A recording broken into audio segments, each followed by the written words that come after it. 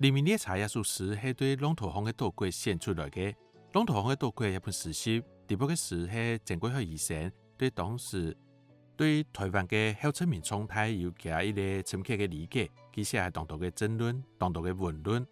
甲第一本事实地度，咩具体嘅展现佢对台湾历史、对台湾政治社会现况嘅一种，做嚟讲系条理，也系佢嘅一种期待。甲黎明列车也属实吼，做嚟看到，佢其實留台灣嘅也條追求民主自由嘅人，想象做一台當場嘅列車。甲一個列車就像一節又一節嘅車廂，佢係不斷嘅向前，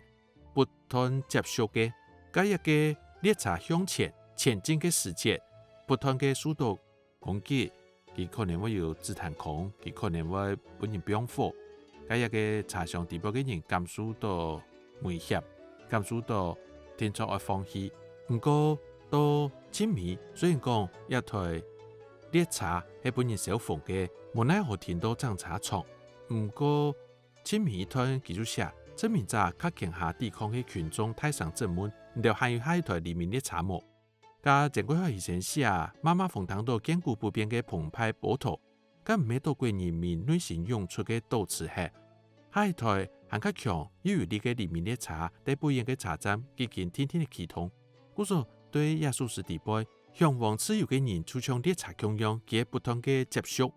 加列車嘅軌道，佢也認為天作係一個同樣美好嘅未來嘅一個歷史嘅軌道。故說對耶穌時地位佢有去爭議一個，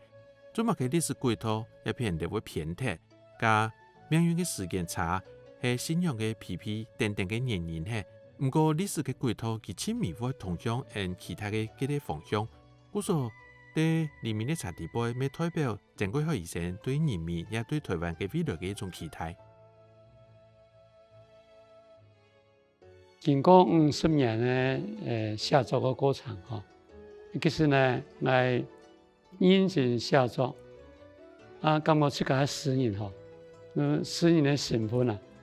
認同都50歲開始啊，就50歲開始，我是認為我是一個作家的身份證。我認同了，我是作家，我的身份是作家，這個身份可以拿出身份證出來。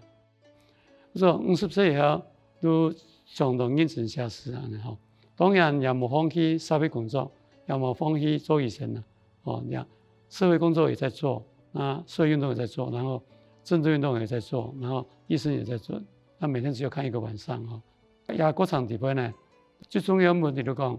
你我寫嘛嘅，讓我寫做嘛會寫呢？寫中用嘅，就說你為什麼寫，如何寫，寫什麼，如何寫。那這三個東西換過來，這3種東西換過來就講生命嘅意義都做嘛嘅？做一個人，他生命的意義是什麼？那你寫詩作為你的意義是什麼？寫詩變成一個語言跟我共同的存在，